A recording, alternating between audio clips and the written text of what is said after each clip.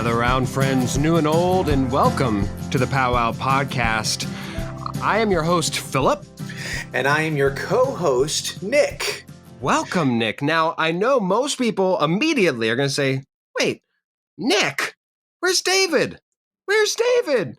Well, Nick, you may remember from previous episodes, we brought him on as a guest 3 times, Nick? 3 times? I think it's twice so far, Twice? but this will be the third, I guess. Yeah. Okay, so either way, 3's involved. 3's there. So we know a little bit about Nick. We've had him on before. Of course, the elephant in the room is David. David is off in España right now. I'm sure we've talked about it before, as we are, well, admittedly recording a little bit ahead of time to make sure that this comes out and you don't miss an episode, dear listeners. So thank you for joining us. Nick will be valiantly joining in, and we have a fun rest of the episode to talk about when we get there. However, Nick, how are you, man? Last time we talked, I don't think you were married. Were you married last time we talked? I don't think so. I think I was on the cusp. You were you were on the bridge. There. Yes, but I am married now. Yes, I got married on May 15th of this year, and it was just awesome. We got married in the same room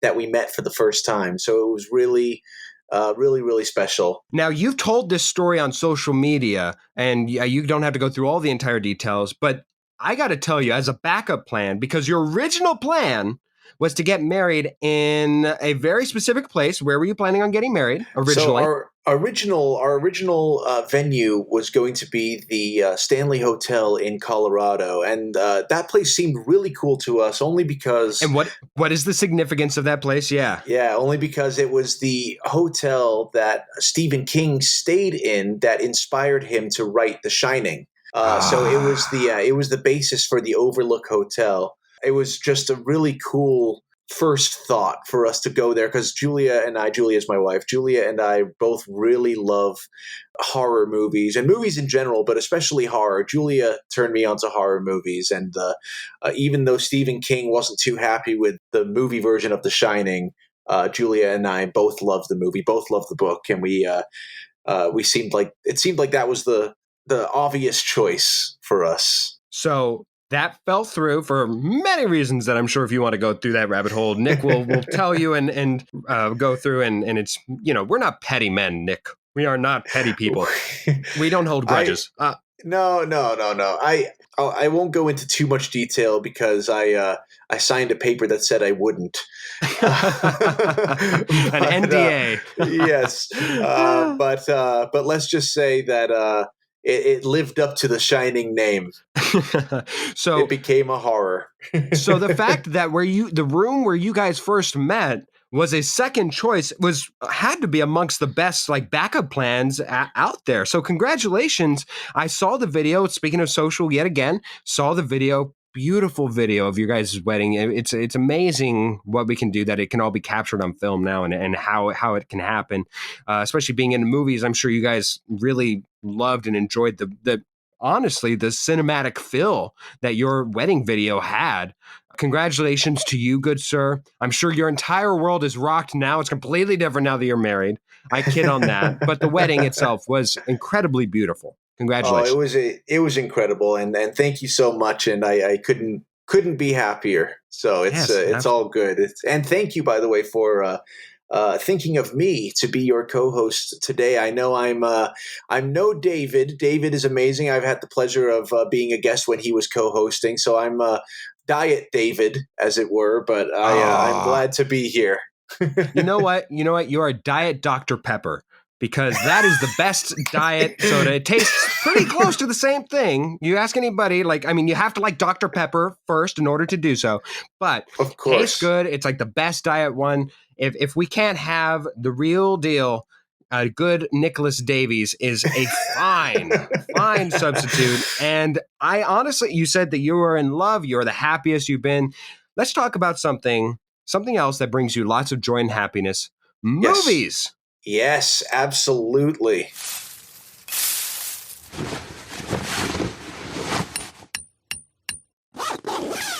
So we are going to be talking about movies. Now, not just about any movies, even though I'm sure you and me could have a full-blown conversation just going down the list. Just find us a list and we'll say proper, not proper, improper, depending on the film.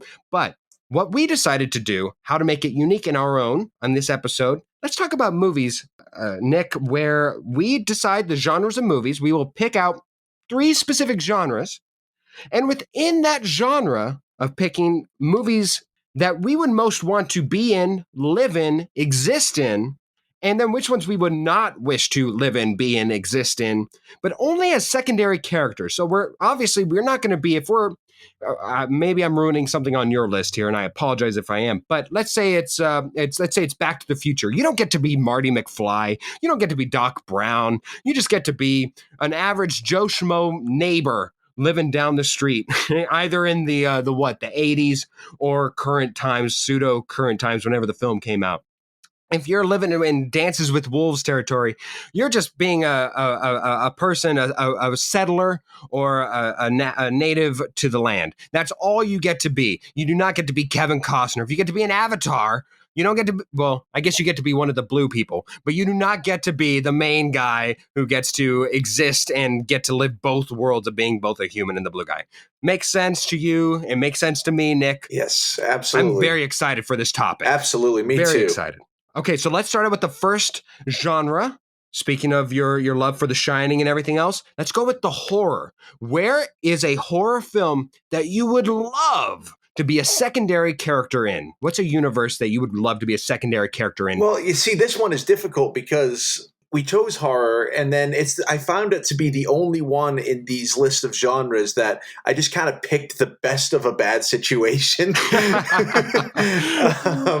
But exactly. If I were to be a secondary character in any horror movie, I feel like I would have the best opportunity of survival in Jaws. Ooh, okay. Because in most horror movies, the killer can be anywhere, behind a door. You close the refrigerator and he's waiting there, or she's waiting there, Sure. Waiting to end you. But if you are a secondary character in Jaws and you're on the beach and you hear, hey, there's a shark in the water, I'm just not going to go in the water. I'll soak up some more sun on Amity Island, and I'll just watch everyone else do their thing while I'm sitting out there saying, you shouldn't have gone in. I have a picnic here. You could have just joined me. Look, Jaws was on my cutting room floor. It was close. It was a finalist for me as well. Because look, Amity, it already is a tourist attraction site, so it's beautiful. And on top of it, at the end of the first one, now once we get to Jaws 2, 3, and 4, then the kill counts go up. But I believe at the end of Jaws, the first one, there's like maximum 7 people dead. Maximum. Your odds of survival in that world is just all the way up to the roof compared to some other places. Like for Absolutely. me, I was tempted to say it, as I have no plans to have kids, and it wouldn't affect me as an adult now. But I still feel for the kids, so I'll go a different way. But you're right; it's finding situations and scenarios that you most easily would live in. So I'm going to go with Shaun of the Dead, because I firmly believe I can survive the early days of a zombie apocalypse.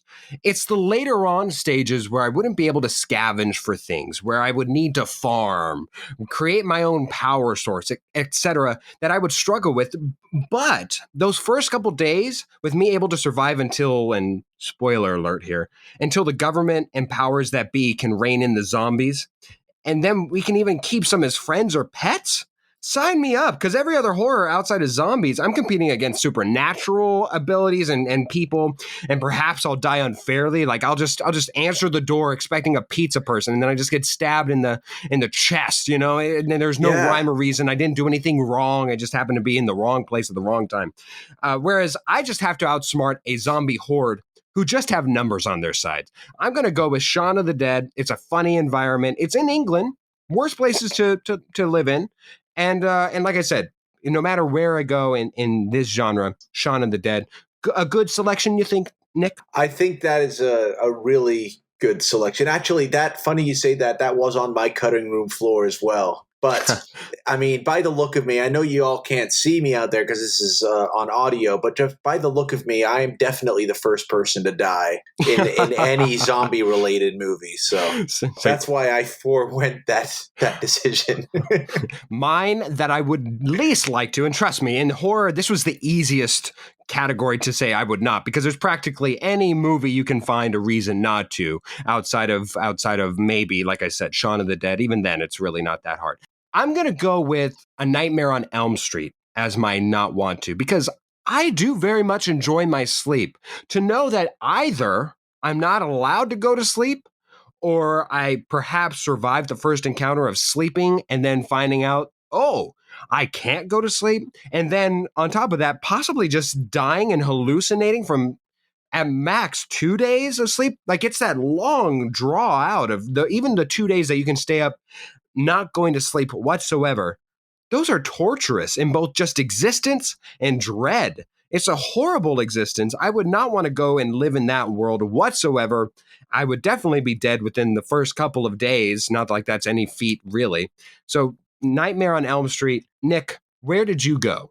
It's funny you say that because I was this close to putting Nightmare on Elm Street. We have the same brain when it comes to this, and I'm sure we're going to see more of that as we talk. I think from here on out, this. we'll have some disparity, though. I think so. But anyways, continue on. But yeah, like I agree with the whole Nightmare on Elm Street thing, because not only can you not sleep, and if you do, you see this crazed killer with knives for hands. But then you find out that you repressed a memory of the same exact guy touching you when you were a child, and then it just keeps getting worse. Like, it's just Was that Wes Craven? Yes, Wes Craven. Yeah. Yes. So his Twisted mind was twisted but amazing. But yes, I decided at the last minute to change my decision, only because I watched a movie recently I'd never seen that it freaked me out, and it made me lose sleep because of how realistic it was, and how of all the horror movies I've seen, it probably has the most chance of happening in real life, and that's what really screwed me up. I'm going to say Hostel. Ooh. Yeah. Hostel screwed me up the first time I watched it. And I would hate to, especially with me going on this honeymoon coming up soon, I would hate to go off and then get kidnapped by someone and then held underground at a place where no one can find you, no one can hear you, off the beaten path. No one even knows you're there. There's nothing. Yeah, where just rich people could just come in and just torture you and do whatever they want to you for a nominal price. Oh, God, I couldn't do it. You know what was a close second for me, and you may agree with this, is Alien. Pick any movie, not only do you get attacked, but you get mouth penetrated. You then get to wake up and consciously have an inner C-section performed from the inside out as your inner organs explode, and you then have the pleasure to die. Like all the secondary characters die. If you ain't main character in those films, welcome to assured death. Congrats. That's true. I mean, it was a close second. I could have gone either way had you done Nightmare on Elm Street. So anyways, that's a close one. All right, let's move along to the next category here. Let's go to sci-fi, and I'll start us out here on one that I would want to live in, and it's a little bit of a cheat, but I think that you'll say that it's totally fine. My sci-fi world that I would love to live in, Detective Pikachu. Now, given what our upcoming last category will be, it's a little bit of a cheat, but it certainly counts. And come on, a world where we walk hand in hand with Pokemon? Let's go. That's so much more usable than the world that we have now. We think of the advancements we'd be able to have if idealistically it works out and everybody's able to use the supernatural abilities of these Pokemon to help advance civilization forward. The wonders don't cease, and I think that it's such a cool place to be in, where you especially can form bonds. I think everybody would love it. So Detective Pikachu, I would love to be a secondary character in that. That's a great answer. I didn't even you were right earlier when you said that our answers may have changed a little bit here, because I should have thought of that movie and it was nowhere near the top of my brain. So that I'm very happy with that answer. That's nice. That's awesome. For my movie that I would love to be a bystander or secondary character in, sci-fi wise, and you did mention it earlier, my favorite movie of all time, Back to the Future. Now this is interesting. Are you choosing, what's a secondary character in there? Are you going to the old Western times? Are you going to just the 80s? Are you going into the quote unquote future, which would now be now? Where is your secondary character placed? Well, I'm going to say the first Back to the Future, which only takes place in 1985 or 1955. And whether I'm a secondary character in 55 or 85, I would be completely fine because I have always wished that I was around to see the 80s Okay. at the age that I am now, or maybe a little younger, like the music, the movies, the atmosphere, just everything seemed so cool. And I know that I'm not Marty and I don't get to jump in the DeLorean and do that, but at least it's a world where time travel exists Yeah. and might become readily available in the future of that reality. So I could have my own one day and then go back and see everything that I wanted to see. So, I'm living in the 80s and I just feel like it would be awesome. Unless the Libyans start chasing after me, in which case, then Oh, yeah. those Libyans. Yeah. But yes, that is my answer. And then when I'm thinking of which one I would hate to be in, this is kind of mixing sci-fi with horror, so it's kind of a cheat, but whatever. I'm going to say Life. Have you seen Life? Is that the Adrian Brody one? No, was he in that? I know it was Jake Gyllenhaal. Oh, I think I have not seen this one. So go ahead and explain what is the reasoning for not wanting to. So basically, it's kind of along the same lines as Alien. Okay. But it's based around a group of scientists that are on board the International Space Station, and they discover a new form of life as they're on there, and it's rapidly evolving. And they find out that it caused extinction on Mars after they've already brought it on board and are examining it. They figured it out that oh Jesus, that's not good, right? But then it escapes.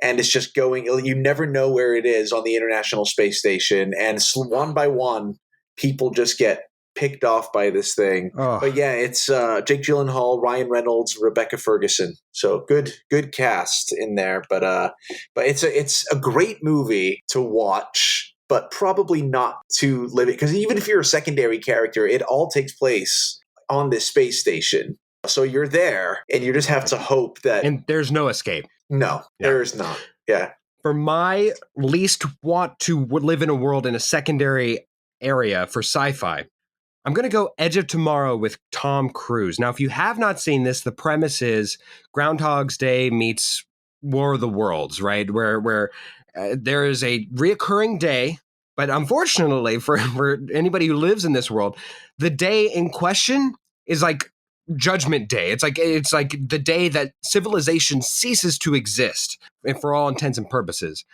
until Tom Cruise saves the day, right? So if it weren't for a glitch where only Tom Cruise, our Lord and Savior that he is, if Tom Cruise can help with, we are literally on the last day of Earth/humanity's existence. We don't get any good future world, just pure decimation. That's the world that we are forced to live in, just on the brink of destruction. That is where we are forced to live in.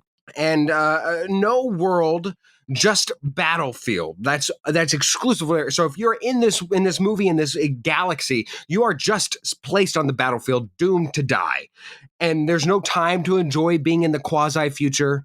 There's no world building. You're just stuck in this world, and the deaths are absolutely brutal. Just complete annihilation. So that is where I would go. Edge of Tomorrow, where it just takes entire place. Good movie, good film, actually, surprisingly.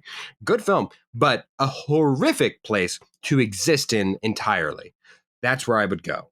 I agree with that. And I have seen the movie when it came out, so I'm fuzzy on some of the details, but I do remember the general preface of it. And yes, no thank you. No, thank you. Let's go to our last subject or genre here, and it's a fun one. Animated. Yeah.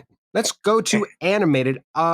You start us out, Nick. Where would you want to live in as a secondary character in the animated world?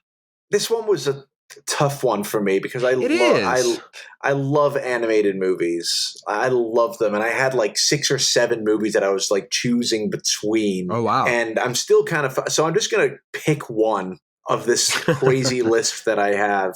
And I'm going to say Wall-E. Wall-E. That's interesting. A secondary character, though, you're just a lump of lard in a chair. Nick? Well, I know, but the thing is, everyone seems to be happy. They're not. They're unaware of everything happening around them. They're just on a giant cruise ship in space, getting fed meals, and they get to watch TV and talk to their friends. And it seems, if you're not conscious of the fact that you're, a tub of lard and nothing else, it seems pretty magical. Now, here's where you made a horrible mistake, Nick, and you're stuck. You're cemented to where you picked. Your tubby little lardy fingers are going to be far too much to strum a guitar, certainly. And it may, whenever you start to play on a keyboard, if you play on a keyboard, that might be too much exercise for you. But if and when you play on a keyboard, you're going to be playing like 2 keys at a time, man. Hey, you know what? Beethoven was half deaf, and he was making some incredible music. So adapt and overcome. Beethoven's handicap was half deaf. Your handicap will be you were just a fat ass. There you go. Apples and oranges. Yes, there you go. Everybody has something that they have to overcome. Anyways, right. All right. So that is the world that you would want to live in. An interesting choice for certain. Mine, I also am going to the same arena as in Pixar. No, not Ratatouille. But I am going to Monsters, Inc. Because listen, no matter what part of the movie I'm in, it's awesome. So if it's at the beginning of the movie, I get to be a monster where all monsters are friggin' unique, right? And have semi-superhuman abilities, right? You maybe an extra couple of arms at the least, maybe some extra eyes, or they can fly, turn invisible. Awesome. Or even if it's near the end of the film, I can still be a monster. And now I get to practice stand-up comedy as my 9 to 5. Let's go. Let's friggin' go. I am all for this world, especially as a secondary character. Come on. That's man. True. There is no other answer for me in this arena except for Monsters, Inc. So that's my number one. That's my number one. That was on my list as well. That was one of the movies I had on there. But I had Road to El Dorado. Living in a City of Gold would be awesome. Yeah. It's a bit old timey. I wouldn't be able to. There's no toilet paper in Road to El Dorado. That's fair enough. And if it is, it's gold, which might be a little scratchy, but so a little, have a little heft to it. Okay, so my least one, it may shock you, may shock some people because I love the film, but it's Shrek.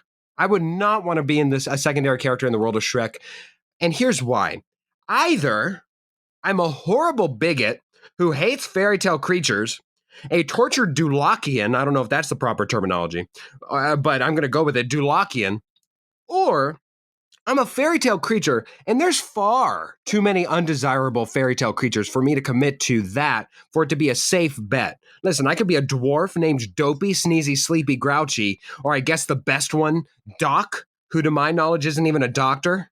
Then there's the blind mice, a little pig, I guess donkey. No, thank you. It's just there's no way in this world that I would like to not be, because all the best characters are main characters. Secondary characters are pretty lame to at least have an existence and live through.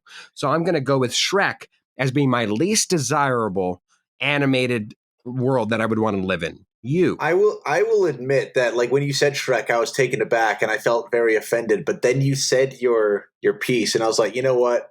It's a fair argument, right? That's fair. That is a story that is best viewed omnisciently, for sure. But okay, it's animated, so it works, but it may not be the one that you automatically think of.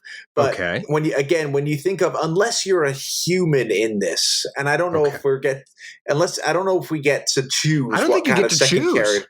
No. So it's a 50-50 thing here. I could either be a human and then I'm fine, but if I'm one of these other secondary characters, I am screwed.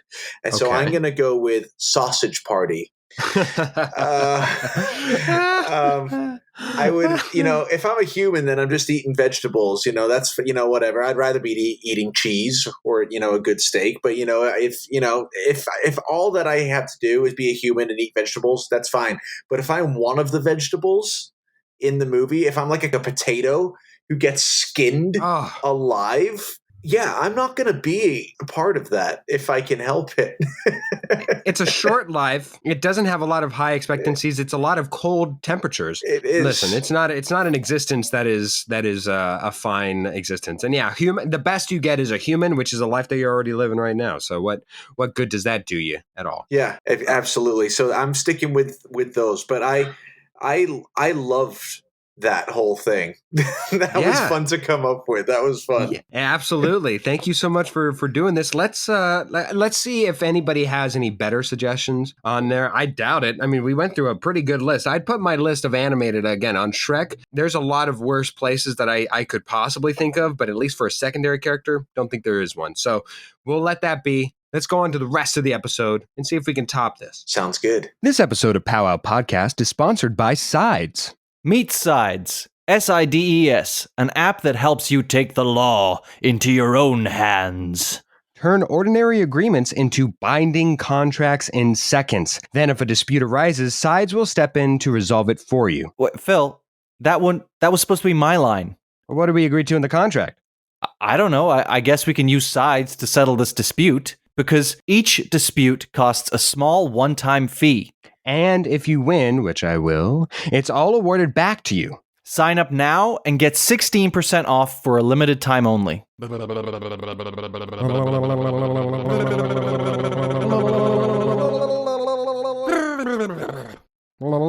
Welcome to Mad Libs, the part of the show where I will come up with a story, but Nick's going to help me fill it out. So, Nick, I need a couple things from you, and you let me know what to fill it in with. So let's create a story together here. First one, an item that might be on one's person at any given time. So, for instance, I don't know, a wallet, a shoelace, a watch, Gotcha. piece of gum. Okay. Let's say, because I just got married, I'm going to say a ring. Give me a household item. Could be anything, a blender, a vacuum, a broom, a pan. Okay. Let's say a garbage can. Give me a combo of an adjective and a noun. So a hairy pickle, a scratchy chip. Okay. How about a forlorn credit card? Give me an animal. Emu. Give me the name of a song, a real song. I've just blanked on every single song that ever exists. Let's say Rocket Man. And last and finally, give me a roxalent name. Something that rocks, but it's a name that rocks. I'm guessing Nick is out of the question, so let me think of a. If you want, you want to go with Nick? No, you know what? Let's go with Sebastian. Fantastic. We have everything filled in. Let's get to the story. Have you ever heard of Sebastian the emu? No? Well, by all means, let me tell you. Sebastian was a middling emu. Nothing spectacular about him at all, except for the fact that he had a hidden talent. He found out at a young age that he could sing and, oddly enough, play the garbage can. It's hard to believe that someone could play the garbage can, but it's true. But he had to prove to the world he deserved to be considered one of the best rock and rollers the world had ever seen. So we got a band together, and after a quick discussion, they naturally settled on the band name Forlorn Credit Cards. They went to the Battle of the Bands and made it all the way to the last round, where they faced their competition in a head-to-head matchup. The opposing band, the Girthy Geckos, played a rousing rendition of Traveler's Song. But then Sebastian and the Forlorn Credit Cards came on stage and played Rocket Man, and everyone knew who the real winner was. All the women immediately began throwing their rings at him, and upon being crowned the best garbage can player of all time, Sebastian jumped into the crowd to crowd surf, but no one caught him. He died that night, but his legend lives on in rock and roll lore. Jesus. Just a bunch of women throwing their wedding rings at him. Take it. I don't need it anymore. What is love? Baby, don't hurt me.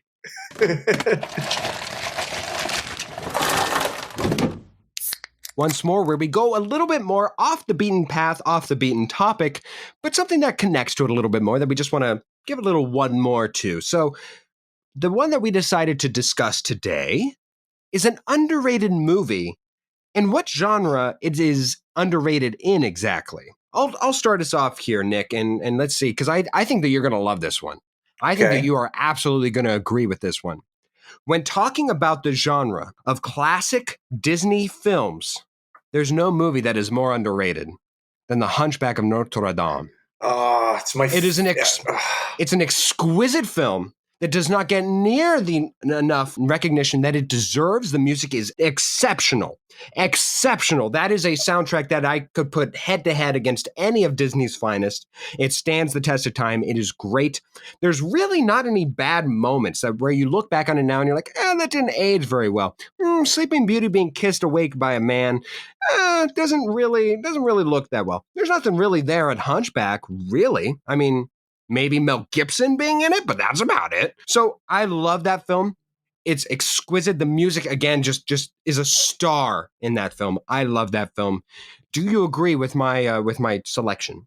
Hunchback of Notre Dame is such an incredible movie, and yes, very much underrated. And Alan Menken is just amazing in everything he does. And I watched that movie after not seeing it for years. And I knew I wanted to watch a Disney movie I hadn't seen in a while. So I just decided one night, you know what, let's just put on Hunchback and just see how it is.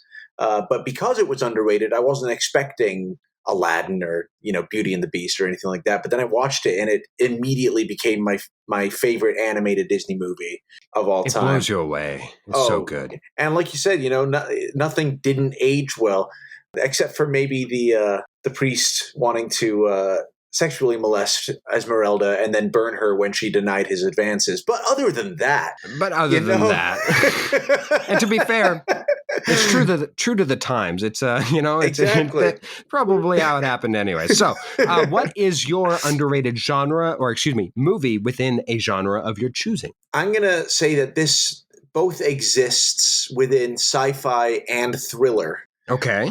Genres, which you don't see often, but when you do, it needs to be real good. And this movie is real good.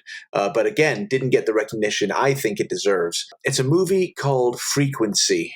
I don't know if you've seen it or not, but Frequency, and I've seen it like at least 15, 20 times at this point. It's one of my favorite movies of all time. And basically it stars Dennis Quaid and Jim Caviezel. And the whole basis around it, for those who haven't seen it without giving away too much, is that Dennis Quaid is the father of a 6-year-old kid, and he's a firefighter in New York. He has a perfect family and all that, but in one of the first scenes, Dennis Quaid's character dies in a fire. And then it skips forward 30 years and shows his kid all grown up. His kid has become a police officer and just really misses his dad because, like I said, they had a great relationship. Going through all his dad's old stuff, he finds his dad's old ham radio that he used to talk to other firefighters and stuff like that. So he got it all working just to see if it still worked after all these years, after 30 years' time. And he got through to someone. So he starts talking to this random, voice at the other end of this radio. And who else should that voice belong to but his father? He's talking to his dad 30 years in the past.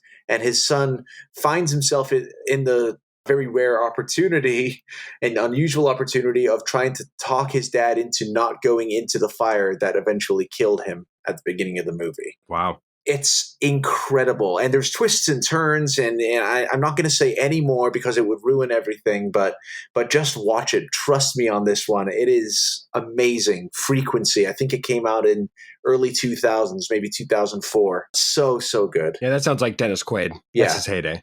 All right. Absolutely. Well, love it. Love it. I will definitely add that to the list. I might have seen it at one point. I'm familiar with the movie case, if nothing else. I've seen it once or twice before. But Frequency, underrated in sci-fi thrillers. It is time for the game, and we are joined by I don't even know how to properly introduce you, Professor, because I would say that it is a favorite professor of mine back when I went to college. I had a fond memory of a cinema class that I took with the one and only Professor Fortunato. Now, I am curious, and I will adhere to this. Do you wish to resume me calling you Professor Fortunato, or are you fine with me calling you by your first name, just Mr. Fortunato? What is your preference? Professor Fortunato is fine. You can call me Joe if you like. Okay. Mr. Fortunato doesn't feel right. So. Okay, yes. That makes sense. All right, Professor, I might just stick to that. I very much appreciate you coming on. You are a valid choice as a guest for this particular episode, as we have discussed multitudes of movies all over and around the thing. I hope that we will get a promo out for this particular episode, because I must say, both me and Nick remarked about it before you joined us here. But my goodness, your man cave, your cinematic movie man cave that resides behind you is absolutely impressive. As this is an audio format, let me set the scene here. Behind you, you have a glorious capture portrait of Jaws behind you. You have a Batman movie poster, but it's vintage, and then you've got just a wall of movie cinema, along with a Cleveland Browns hat and everything else. And not to mention, of course, the silent star himself back there. I'm blanking on his name. What's his name? Charlie Chaplin. Charlie Chaplin, the double C's. Everybody is back there. It is a glorious scene. You are a very well-versed man in all that is cinematic. Thank you so much for joining us. Well, it's too bad we can't take a tour of my house, because I have a whole room of Jaws memorabilia and a whole other room of pop culture stuff, Star Wars, Kiss, Batman, stuff like that. So, but this is just my office. This is my working office. So, God, I am incredibly jealous. It's incredible. And one fun thing that I will never forget. Maybe we'll have time that you have told us about your time working. Let us get to know you a little bit better, Professor. And we'll start with you, Nick, since the professor is my guest. We'll start with you, Nick. Perfect. Sounds good. Well, Professor, I have two questions for you, and I'm going to give you my first one right now. My first question for you is, if you had the choice to either travel 50 years into the future or 50 years into the past and spend one day there, which one would you choose, and what would you do? Well, I hate questions like this, but because they're so hard. But I guess I have some parameters to either ask you or just run with, because time travel, as we've learned in movies and TV shows, can be very janky. So I guess the question I have is, am I myself at this age with my knowledge if I go backwards or forwards, or do I age 50 years, or am I 5 years old when I go back? That's a very good question. I love that. Let's say when you go back, you are the age you are right now with all the knowledge that you have. But if you do choose to go into the past, anything you do has consequences that affect the future as it is right now. Ooh. So I can't pull a Biff Tannen and make a lot of money on sports betting or something like that. I mean, you can if you want. Because I might. Always seemed like a solid plan to me. But it's a tough question. I guess with that parameter, I'd probably go to the future to see what things were like. Because, I mean, knock on wood, but I don't think I'm going to make it another 50 years on the natural span.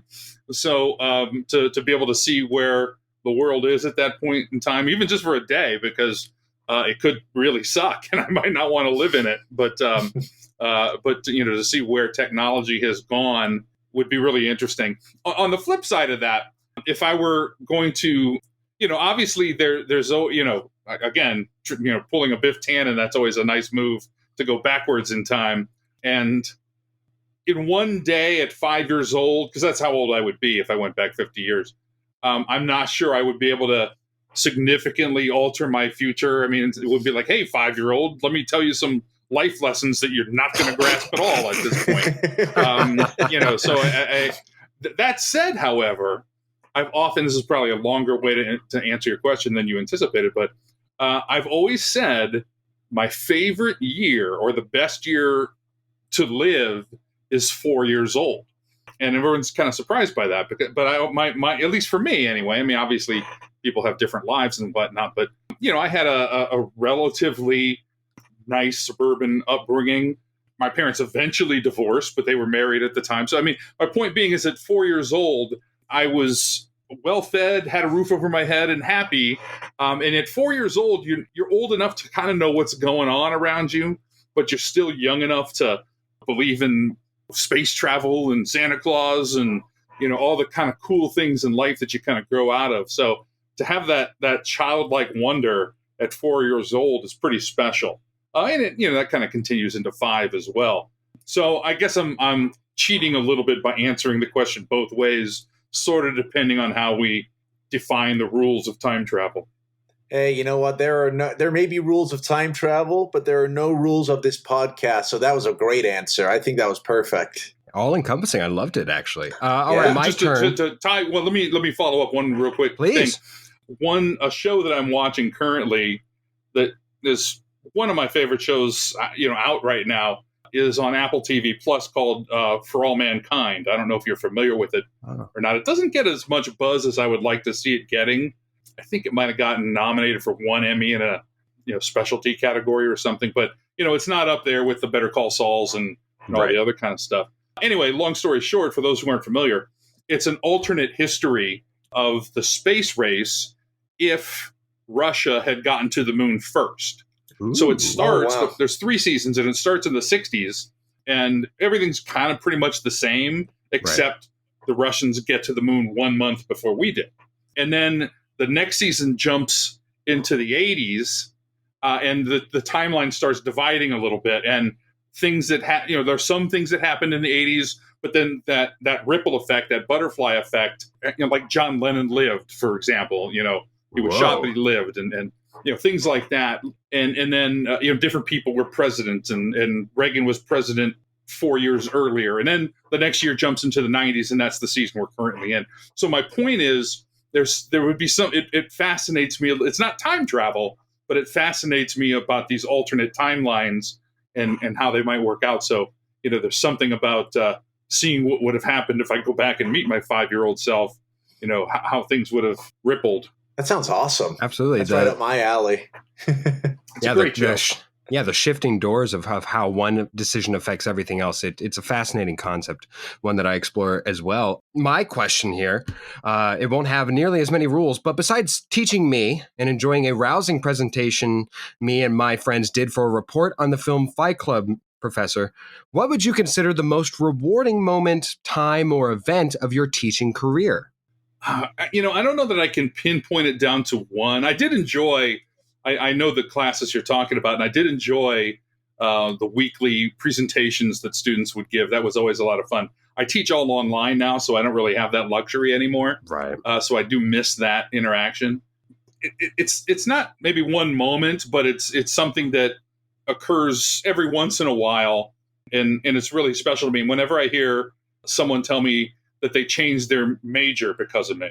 I've had a handful of students in the past that, I loved your class. I changed your major because of you and your class. And that's a lot of pressure on me, but, it's still pretty special to know that, who knows, maybe they're going to go on and win an Oscar someday. And you had a hand in that. And I love movies and I love television and entertainment and stuff. So to be able to pass that on and pass my enthusiasm on to someone else always makes me feel pretty good. So that's my answer to that. That's awesome. I love that. And you know what? I gave you my second question kind of before we started recording, but I'm going to spring one on you and actually change it at the last minute here. Fair enough, because I've already forgotten your other question. So. Well, this one, I don't know why I thought of this right now, but let's see how you answer this one. I'm intrigued. Imagine this: the world is flooding. And you, Professor, have been tasked to go the route of Noah and build an ark where you will house 2 of every animal that currently exists on the earth. The only problem is the ark was built a little bit too small, and 1 species of animal you have to sacrifice. Which animal are you not bringing on that ark with you? Okay, first of all, Kevin Costner already went through this in Waterworld. Which is, second of all, we can debate the logistics of Noah's Ark, but okay, leaving those things behind. What animal? Look down at your webbed feet. Yeah, what animal am I going to leave off? Gosh, I don't. You're springing that on me. I have no bone to pick with any animal or species on the planet. I'm not a fan of spiders, so maybe I'd say spiders. But that's just because of my own irrational fear. But God, I can't think of an animal. I can think of animals I'd like to bring back, like dinosaurs and stuff. But one to leave behind, I guess would be some kind of insect or something. It's a cruel question. It is a very But I like that. Spiders. I'll take that answer. The ark was built too small, so you can't fit 2 more spiders on it. I love it. Yeah, which is again, the physics of that don't play very well because we just do 2 more spiders on this. Any room. That's it. Sorry, guys. Turn around. It's like Scotty on the Enterprise saying, "We can't do it anymore, Captain. That's all we got." Maybe they're the spiders from Arachnophobia. They're humongous spiders. Maybe that, there we go. And we that's can the reason definitely why. do without giant spiders. Okay. Yes, there we go. All right. Well, let's get along to the game aspect of this. It is a game we like to call word association movie style. So how this game will play is that both me and Nick will whoever is hosting will give a word, and the two playing and competing against each other will then have a race against time in 20 seconds. You, the listener, of course, will get that sped up for you. Congratulations. We will live through that and work through that and list as many of movie titles that include and incorporate that word as possible. Each round will give a point to the winner. First to 2 points wins. So, for instance, let's say that the word is pizza. If the word is pizza, if I come up with Mystic Pizza, and of course, Professor, being the cinematic cinephile that he is, comes up with Mystic Pizza and, what is another pizza? I don't know, but Pepperoni Pizza, the musical on film. If he comes up with both, then he gets a point for that round. Easy enough, simple enough. Professor, who would you like to face off against first, me This or is Nick? going to be really hard, and there's a lot of pressure on me now. I've got the film professor mantle, but my mind is getting old and feeble in my old age, so I don't know how quick I can be with things. But Philip, since you invited me to this, we'll start with you. We'll start with me. Okay, so Nick, we will go to your iteration first. Please give us your first word and set up a timer as well, if you would. Of course. All right. But do we do this simultaneously?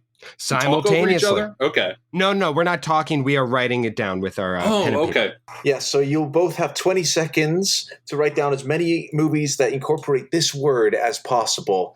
Your time will start as soon as I say the word. Your first word is war. W-A-R. And the timer has started. And time. That is 20 seconds, gentlemen. All right, my pen is down. I will go first since I'm sure, looking at my list, I have less. So I have War Dogs. I have Lord of War, starring the immortal Nicolas Cage. And then War of the Worlds, of course. How could I forget Tom Cruise coming off of a Top Gun performance? So those are my 3. Professor, how many were you able to list? I had 4. So Okay. Now, assuming I get credit for Star Wars. Yes, you do. Because it's the plural. Now, if I really wanted to cheat, I could have gone through 9 episodes. But so Star Wars, War of the Worlds, I had as well. Although, honestly, I was thinking of the original George Pal one from the 50s. Then I have, and you can check me on this if you don't believe me, War of the Gargantuas, which is a sort of a crazy movie from I don't know if it's late 60s or early 70s that I remember. I think it was Brad Pitt, of all people, who said it was the movie that turned him on to movies one year. But it's a monster movie, essentially. And then War of the Roses. Yes. Michael Douglas, right? Out. Yeah, Michael Douglas, yeah. Well, Professor, that means that you have won this first round with my words. Tight race. I'm going to write that.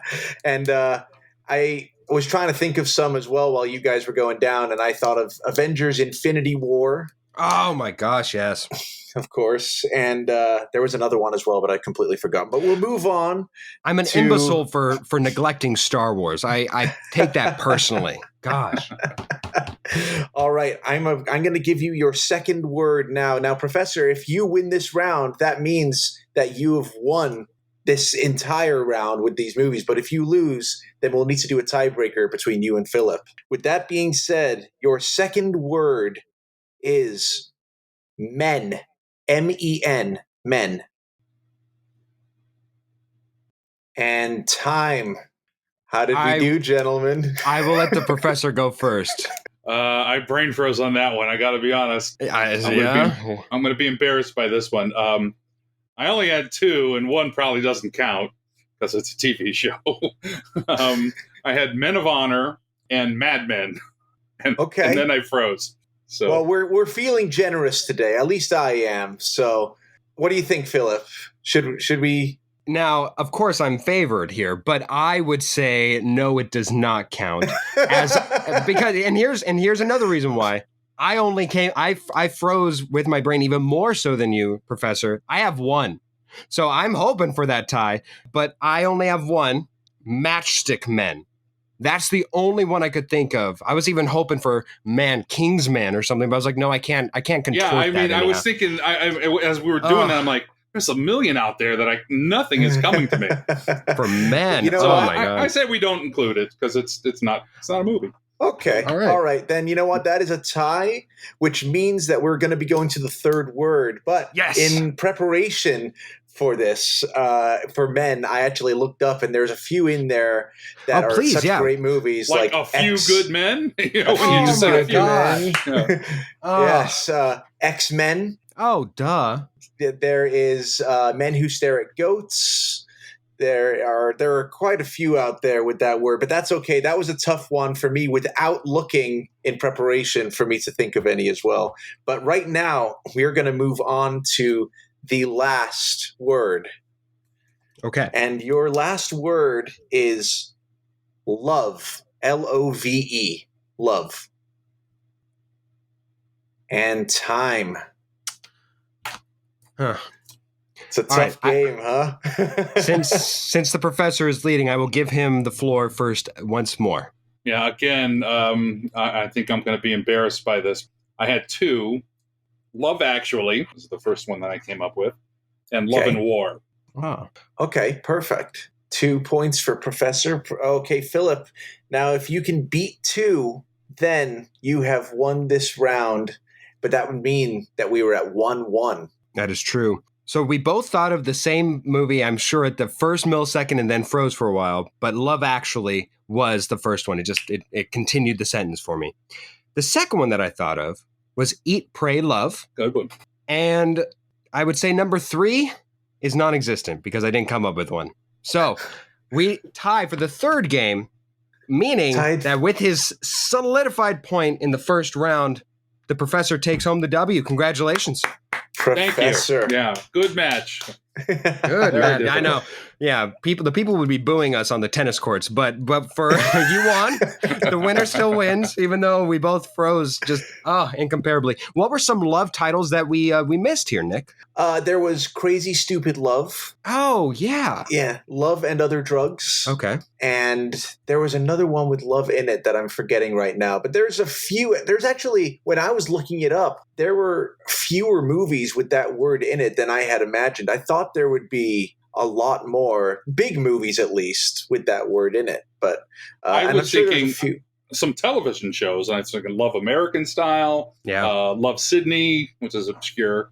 I think there's a movie now or a series called Love Victor. Oh, yes. Oh, Love Simon as well. Love Simon. Yeah. Yes. Very nice. But anyway, so I thought of television stuff, but couldn't come up with movies. That is okay. So you still came out with the win. Oh, sorry. Go ahead, Philip. No, absolutely. He does indeed. He comes away with 1 win. Let's see if he can make it 2 to close out the episode. You now go against Nick in the second iteration. Right. My version of this game plays the exact same way.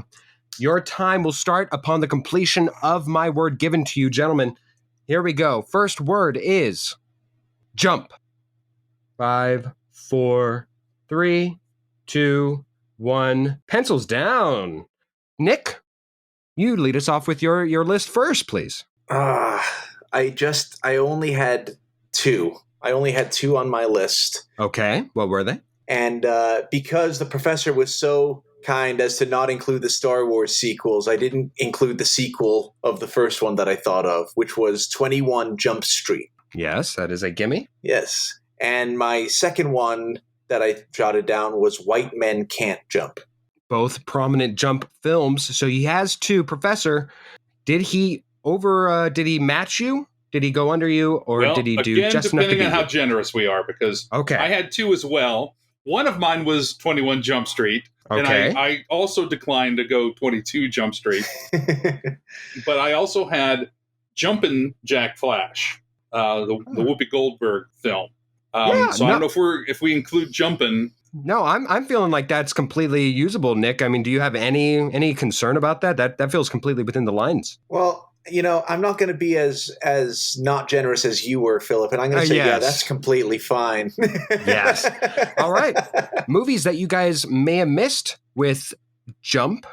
Of course, you already mentioned 21 Jump Street, 22 Jump Street, but there was, of course, Zola Jumped In case anybody remembered that one. And that seems to be about the only one. There weren't too many jumps. If maybe Jumper is the one that I just thought of as well. Jumper would have been the other one. Okay. So we start out the game with a tie, guys. So there we go. Right. Let's start out with the next word. The word is fish. Time. So let us start out with you, Professor. With the word fish, how many movies did you muster? I had 3. Okay. And the irony is that I kept thinking of Jaws, because Carl Gottlieb, who's the writer of Jaws, frequently refers to it as the fish movie. So it was rattling around in my head. But since that doesn't count, technically, I had A Fish Called Wanda. Okay. The Fish Who Saved Pittsburgh, which is a basketball movie from the 70s, and Big Fish. Mm-hmm. That's the 3 I had. Those are 3. Nick, were you able to match or exceed 3? I had 2. What were the 2, though? I only had 2. They were 2 that Professor also said. I had Big Fish and A Fish Called Wanda on my list. Okay. So my ancient age helped in my matter there. So. It did. A couple that you guys might have been able to get: Antoine Fisher, The Mad Fisher King, and A Fish Tale, or Fishes, came out in 2001. That's right. So there we go. A couple of the ones that you missed. But Professor, yet again, walks away with a point and a commanding lead. Now, Nick, you will need this point in order to force a tiebreaker yourself. So let's get to the next one. Hopefully, it is as forgiving to you as it wasn't to me. Last one. Room. ROOM. Room. 3, 2, 1. Time's up. Pencils up. All right. Professor, you are in the lead, so we will go to you first on this last round, potentially. Okay. I could be wrong on this, but I think I have 3. Okay. The first one is just plain old Room. Starring Brie Larson? Exactly. Okay. The other is A Room with a View, the Jane Austen film. And then the third was The Room. Oh, hi, Mark. The worst. film. Hi, Mark. Okay, so the worst film of all time makes an appearance in this game. Who knew we would ever go there? But those are 3 completely valid options. How many rooms were you able to find yourself in, Nick? Congratulations, Professor. I had 2 on my list today. But I had, again, The Room, Oh, Hi, Mark, and Panic Room. Ooh, good one. Yes. There is Escape Room, Room in Rome, The Crowded Room, and there's one in production that I don't recognize either. So there were a couple available to you both. However, Professor was able to think of more than either of us. He gave a bunch of prefaces, that are completely unnecessary, as he completely demolished both of us, winning both times. Thank you so much for joining us today, Professor. It's an honor, it's a privilege, and I still look forward. Oh, before you leave, would you mind telling the mustard story? Not at all, and that was a lot of fun, guys. I was nervous about how I would fare, but I won, so I did okay. I'll take it. Yes, yes. I don't know about blowing you away, but just the one or two more that knowledge comes with age. Anyway, so I used to tell this story to all my my classes, and the point of the story, I used to work in the entertainment industry, and at the time of this story, I was an executive assistant in NBC movies and miniseries, which this is early 90s when there was such a thing as a movies and miniseries department at the networks. Anyway, so because we worked at the network, a lot of people would come in and pitch to us all the time. And there was this one producer named Edgar Sherrick. And Edgar, if you Google him or whatever, you'll find that he's very accomplished, quite, not a household word by any stretch, but was an executive for years and produced a lot of stuff. And anyway, and he was very, I'll use the word avuncular to me, old guy, white hair, kind of those Lou Wasserman sort of, black glasses. And so he was very nice and kindly to me. Now, let's be honest, when you're at the network, everyone's kind of nice and kindly to you because they're trying to sell you something. But anyway, he was this way to me. So one time we were waiting for a meeting to start and we were chatting, and he knew, that I didn't want to be an assistant all my life. I wanted to move up the ranks and make my way in Hollywood. And he says, let me tell you a story. Because we had a production assistant one time, and he was one of his jobs was to get the lunch for the office. And it wasn't a big office, 7 or 8 people. And so he sent him out to get the lunch at the local deli. And he says, he gave his order, and he goes, I don't want mayo. I want mustard on my sandwich. He goes, you got that? Yeah. Okay. You sure? Make sure you check with him. Yeah, I got it. So he goes out to get the lunch. They bring the lunches back. They hand out all the sandwiches to everybody. And Edgar Sherrick opens up his sandwich and he sees that there is actually mayo on the sandwich and not the mustard that he ordered. So they quickly check to make sure someone didn't mistakenly get his sandwich. Nope, that's the way it was. Edgar calls in the production assistant to his office and he says, this isn't what I ordered. And I very specifically told you. He goes, yeah, no, I told them the order. He goes, did you check it before you left the deli? He goes, no, I didn't. He goes, well, that's unfortunate because now you're fired. And he fired the production assistant, and the production assistant was like, what? I did what you said. It wasn't my fault. And he goes, you need to check. Details matter. And I'm sort of hearing about this story, and my eyes are kind of wide too, because I'm thinking, geez, Edgar, that seems kind of harsh. And, there's kindly Uncle Edgar who was, firing this guy. And I was like, that sounds a little harsh. The guy made a mistake. He goes, yeah, but Joe, and this is where the crux of the story comes in. He goes, he doesn't want to be a production assistant. He wants to be a producer for me, handling $1 million budgets in movies. And if I can't trust him to double check and get an order for a sandwich right, how can I trust him with $1 million budgets and making movies for me? And that's when the light bulb went on in my head as a young wannabe, Hollywood type. Wow, that makes a lot of sense. That's why these rules are in place. That's why attention to details matter. That's why, and at the time, sort of in the context of class, people say, oh, I made a mistake. I didn't cite this, or I spelled this name wrong, or I did this. I'm like, details matter. Here, it's just a few points off your paper. In the future, it could cost you a job. So that was a story I never forgot from Edgar Sherrick, and I always try to pass it on to my students because most of them were in that class to have a career of some kind in the entertainment industry, and I hope it helps somebody. Well, ever the teacher. Thank you so much. I love that story. I've always remembered it fondly, and thank you so much. We are better for having you on the show, Professor. Hopefully, we can do it again sometime in the future. Thank you so much. Anytime. Thanks, guys.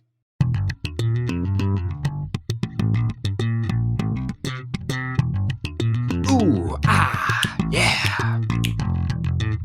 That slaps. It's the part of the show where we tell you what is entertaining us this week, whether it be a movie, whether it be music, whether it be a book, whether it be a game. We've really discussed any and all forms of entertainment on this segment, so we shall digress no further. Nick, what entertained you this week? Well, I saw a show again. I was going through all the things like Netflix and Hulu everything like that. And I came across a show that I'd never heard of, but I just decided to take a chance on. I'd never heard anything about it, haven't seen any trailers, just took a chance on it, and I ended up really liking it.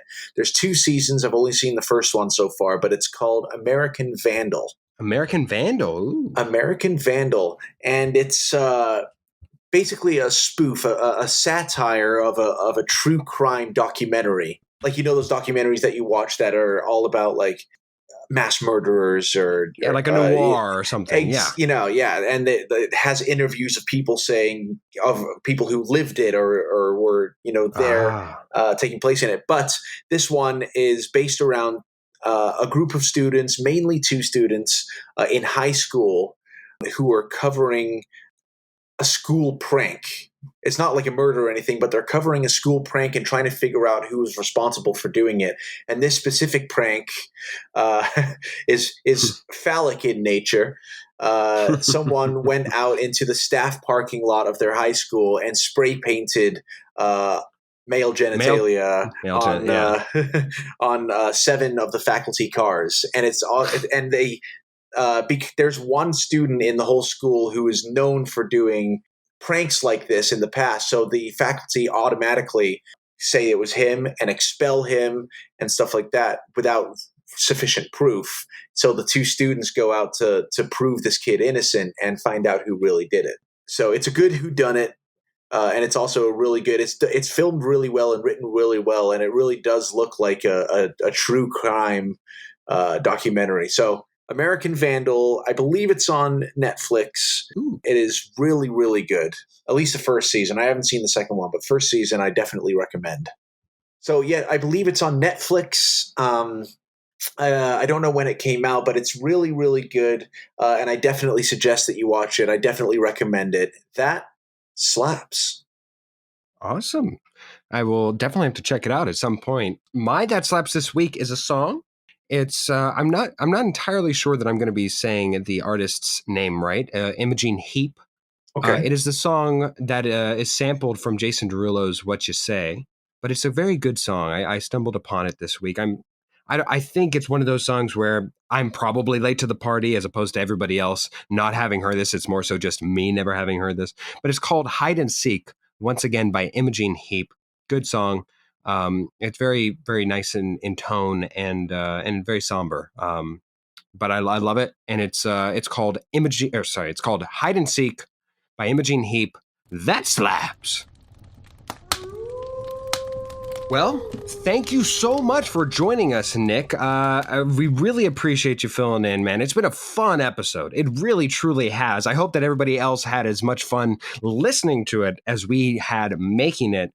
But truly, from the bottom of both my heart and David's ass, who's in Spain right now, probably getting tanned, but from the bottom of both of our from the bottom of our gratitudes, thank you so much for doing this, man. Absolutely. I'm glad to be here. Glad our schedules worked out. I know we're both busy people, so it was really cool, and I'm really happy to be a part of it. Well, thank you, man. And speaking of thank yous, we've got a couple other thank yous to get through before we go. Seeing as how David's not here, I will be taking on all the duties of thanking everybody. Thank you to Cass and Crossland and Jake for all the music that they've incorporated into the show. It's beautiful. We love it. It's a bunch of bops. Thank you so much. And of course, thank you to Tara Amstutz, Josh Hans, and Ryan Ardell for their wonderful contributions to the show as well. Guys, the show would not be possible without any of you. But most of all, the show would not be possible without you, the listener. Yes, you listening right now. Thank you so much for doing so. If you haven't already listened to the rest of our podcast archive, it's back there in the library.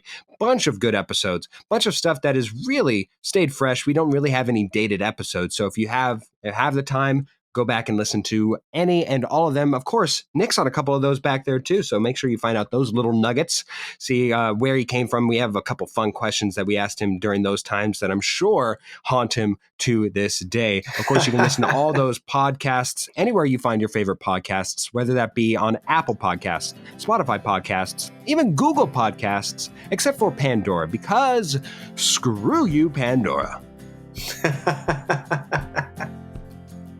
And yes, thank you, Philip, once again for having me on here. And thank you, listeners, for sticking around this long. I hope that I'm on either as a guest or a co-host again at some point, because I have very much enjoyed sitting around this campfire, powwowing with this lovely man and our guest tonight. And we unfortunately didn't catch this on tape, but a couple of bears came around to the campsite tonight and serenaded us with a song. Mainly Barry Manilow came around with his good friend Barry White. It was an unusual pairing, but they definitely got the show on the road, and we're very appreciative of them. And that is my thank you for this podcast.